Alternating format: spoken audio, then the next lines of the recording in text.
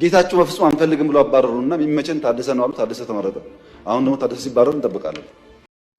የአቶ ጌታቸው ረዳ የለውጥ ፈላጊ ነኝ ቡድንና የደብረጽዮን አመራር ፍልሚያ የፌዴራል መንግስቱን ጣልቃ ገብነት ሊጋበዝ እንደሚችልም ይገመታል። የቀድሞ የክልሉ ፕሬዝዳንትና የህወሓት ሊቀመንበር ዶክተር ደብረጽዮን ገብረ ሚካኤል የክልሉ ፕሬዝዳንት ሆኖ ተመልሰዋል። የአቶ ጌታቸው ረዳ የለውጥ ፈላጊ ነኝ ቡድንና የደብረጽዮን አመራር ፍልሚያ የፌዴራል መንግስቱን ጣልቃ ገብነት ሊጋበዝ እንደሚችልም ይገመታል። ሰላም ቤተሰቦቻችን፣ የዕለቱን አዳዲስ መረጃዎች ይዘን መተናል። አብራችሁን ቆዩ።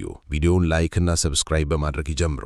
ጌታቸው ስለ ደብረጽዮን ሹመት የትግራይ ምክር ቤት ወደ ሥራ ገብቻለሁ በማለት ዶክተር ደብረጽዮን ገብረ ሚካኤልን የክልሉ ፕሬዝዳንት አድርጎ መሾሙን ይፋ አድርጓል። ይህንን ሹመት ተከትሎ የትግራይ ጊዜያዊ አስተዳደር የቀድሞ ክልሉ ፕሬዝዳንት አቶ ጌታቸው ረዳ እጅግ ጠንካራ የሆነ ምላሽ ሰጥተዋል። አቶ ጌታቸው በማህበራዊ ትስስር ገጻቸው ባሰፈሩት መልእክት የደብረጽዮን ቡድን እያደረገ ያለውን እንቅስቃሴ ልጆች ቤት ሰርተው ከሚጫወቱት የቃቃ ጨዋታ ጋር በማመሳሰል ክፉኛ አጣጥለውታል። አቶ ጌታቸው ረዳ በትግርኛ ባሰፈሩት መልእክታቸው አሮጌ የሆነ የህወሓት አመራር በብርቱ ወርፈዋል፣ መሪዎቹ ትውልድን ለመጨረስ የወሰኑ ናቸው ሲሉ የገለጹት ጌታቸው ዛሬም በህዝቡ ስቃይ ላይ እያላገጡ ነው ብለዋል። ልንስቅ ነው ወይስ ልናለቅስ በሚል ጥያቄ የጀመሩት አቶ ጌታቸው እነዚህ አካላት ከፖለቲካው መድረክ ሳይባረሩ የትግራይ ህዝብ ሰላም ሊያገኝ እንደማይችል ተናግረዋል። የፖለቲካ ተንታኞች እንደሚሉት አቶ ጌታቸው ረዳ የሰጡት ምላሽ በትግራይ ያለውን የፖለቲካ ፍትጊያ ወደ አደገኛ ምዕራፍ ያሸጋገረ ነው።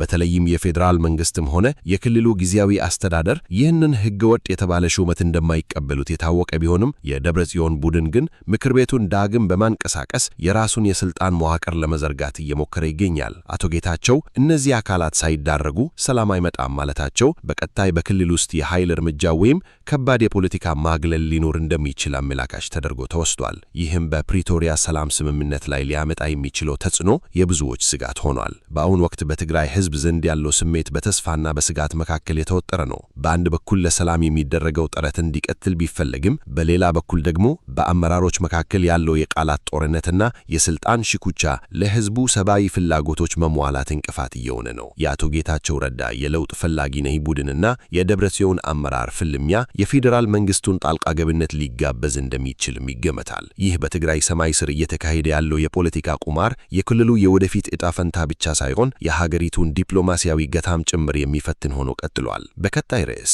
35 በመቶ የትግራይ ቀድሞ ምክር ቤት አባላት አልተገኘም። ህወሓት ወንበር ማሟያ ቀበሌ ሰዎች ሰብስበዋል። በትግራይ ክልል የተካሄደውን ጦርነት ተከትሎ ፈርሶ የነበረው የክልሉ ምክር ቤት በሳምንቱ መመለሱ መዘገቡ ይታወሳል። የቀድሞ የክልሉ ፕሬዝዳንትና የህወሓት ሊቀመንበር ዶክተር ደብረጽዮን ገብረ ሚካኤል የክልሉ ፕሬዝዳንት ሆኖ ተመልሰዋል። በኢትዮጵያ መንግስትና በህወሓት መካከል ጥቅምት 23 2015 ዓመተ ምህረት በተደረሰው የፕሪቶሪያው ስምምነት ፈርሶ የነበረው የትግራይ ክልላዊ መንግስት ምክር ቤት መንግስት ስምምነቱን ስላፈረሰው በሚል ዳግም በይፋ ስራ ጀመረ ሲሆን ደብረጽዮን ከመሾም ባለፈ ወይዘሮ ኪሮሳስ በአፈ ጉባኤነት እንዲሁም ወይዘሮ ምህረት በህረን በምክትል አፈ ጉባኤነት መርቆ የምክር ቤቱን ቀጣይ አጀንዳ አጸድቆ ወጥቷል። ደብረጽዮንም በአንድ ተቋሞና በሶስት ድምጽ ጸንጥቦ ወደ ቀድሞ ስልጣናቸው የመለሰው ምክር ቤት የተሟላ እንደነበር ከቀድሞ ምክር ቤቱ አባላት መካከል 35 በመቶ የሚሆኑት አልተሰበሰቡም። ምክንያቱም የምክር ቤት አባላት ሆነው የስምረት ወለዶ ፓርቲ አባላት ይሆናሉ። የማንም አባል ያልሆኑ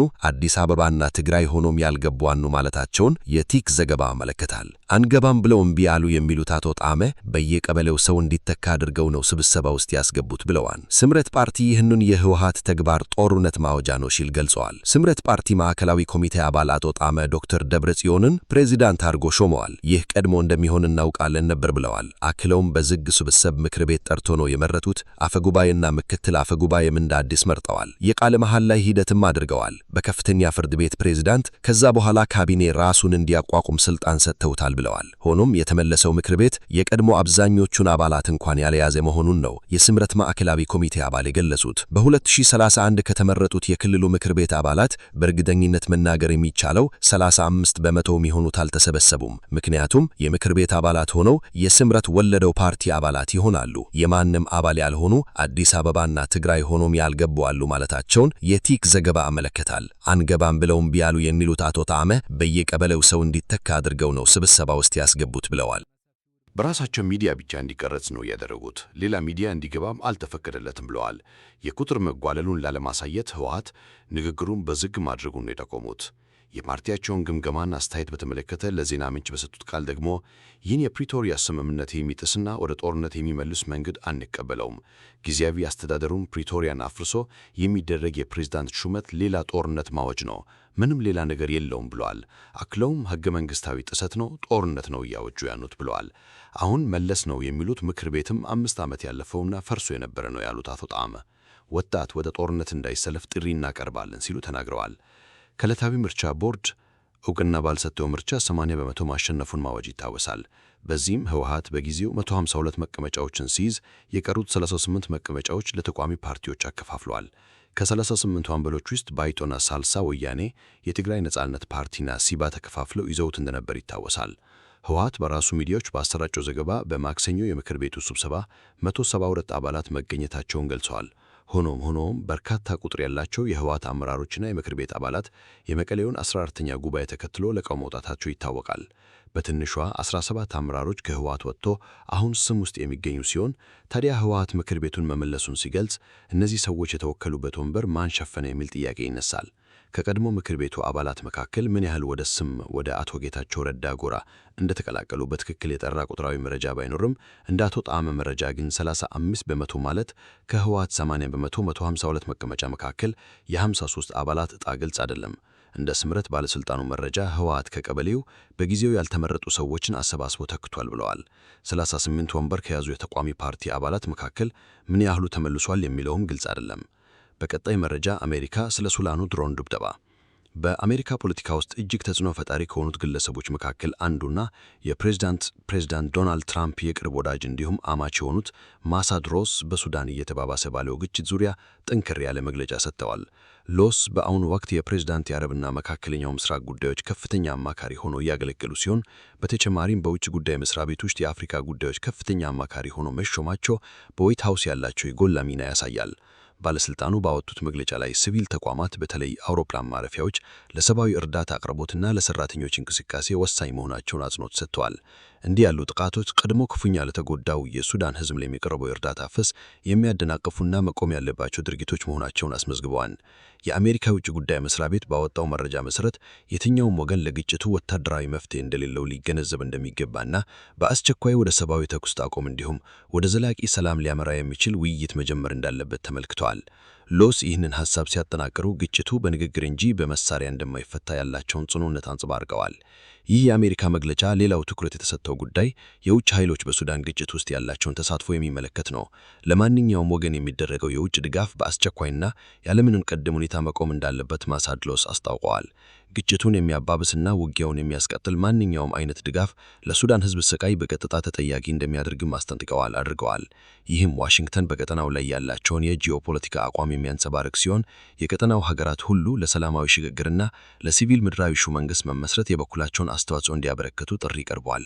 መግለጫው ቀጥተኛ ማስጠንቀቂያውን ለተፋላሚ ወገኖች ቢያደርግም የአካባቢው ሀገራትም የሰላም ጥረቱን እንዲደግፉ በተዘዋዋሪ አሳስበዋል። ማሳድ ሎስ የአካባቢው ሀገራት ሁሉን አቀፍ በሆነ ብሔራዊ ምክክር አማካኝነት የሱዳንን ችግር ለመፍታት ትብብር እንዲዳረጉ ጠይቀዋል። በቀጣይ ርዕስ ዘመቻ ነጻነት ቆመ። ሆርሙዝን የመክፈት ዘመቻው ባለበት እንዲቆም ትራምፕ ትዕዛዝ ሰጡ። አሜሪካ በሆርሙዝ እጭ መጠቅ በሚገኙትን መርከቦች እያጀበች ለማስወጣት ያስጀመረችው ዘመቻ ነጻነት ቀናት ሳይቆይ እንዲቆም መደረጉ ተሰማ። ትራምፕ በትናንትናው ሎር ዘመቻው እንዲቆም ማዘዛቸውን ያተዘገበው ትራምፕ ፕሮጀክት ፍሪደምን ያስጀመሩ ሰኞ ዕለት ሲሆን ከአንድ ቀን በኋላ እንዲቆም አድርገዋል። ምክንያቱ ከኢራን ጋር እየተደረገ ያለው ውይይት ትልቅ መሻሻል በማሳየቱ ነው ብለዋል። ስለዚህ ኢራኒዎች በጋራ ስምምነት ከውሳኔ ላይ መድረሳቸውን ተከትሎ ዘመቻው ቆመዋል ነው ያሉት።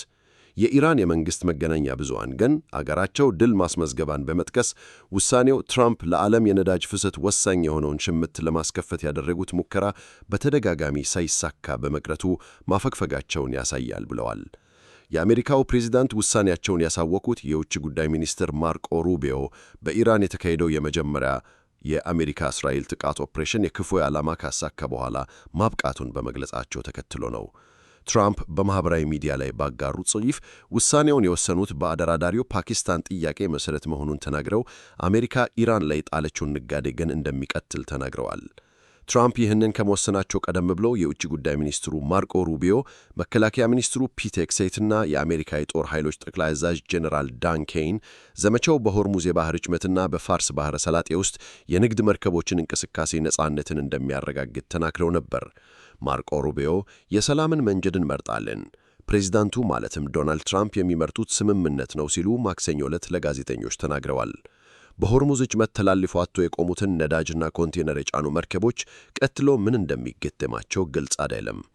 የትራምፕ አስተዳደር ፕሮጀክት ፍሪደም ኢራን ላይ ኢኮኖሚ ጫና ለማሳደር ከታቀደ የመርከቦች እገዳ የተናጠለና የተለየ ዘመቻ መሆኑን አጽንዖት ሰጥቶ ተናግረዋል። የቀጠናው ተንታኞች ፕሮጀክት ፍሪደም የተጀመረው ከቀጠናው የሚገኘውን የነዳጅ ፍሰት ወደ ነበረበት ለመመለስ በማቀድ በመሆኑ አሁን ለጊዜው በመቆሙ ኢራን እንቅስቃሴ ማስተጓጎል የምትቀጥል ከሆነ ውጤታማ መሆኑ አጠራጣሪ ነው ሲሉ ስጋታቸውን ገልጸዋል። በሌላ በኩል ደግሞ ኢራኔዎች የተቃወሙት የፕሮጀክት ፍሪደም ዘመቻ በመቆሙ ወደ ድርድር ጠረጴዛ እንዲመጡ ሊያደርጋቸው ይችላል ሲሉ ተስፋቸውን ይናገራሉ። ሚኒስትር የፕሬስ ሴክሬታሪ ቢለኔ ስዩም አስተያየታቸውን ጠይቄ ነበር፣ ነገር ግን ምንም አይነት ምላሽ አላገኘሁም ሲል በዚሁ ዘገባ አክትሎ አስታውቀዋል። ቤተሰቦቻችን፣ የሰዓቱ ሰበር መረጃዎች እነዚህ ናቸው። ፈቅዳችሁ አብራችሁን ስለቆያችሁ ምስጋናችን ከፍ ያለ ነው። አዲስ አሳሽ ቻናላችንን ሰብስክራይብ በማድረግ ቤተሰብ ይሁኑ። በቸር ያቆየን።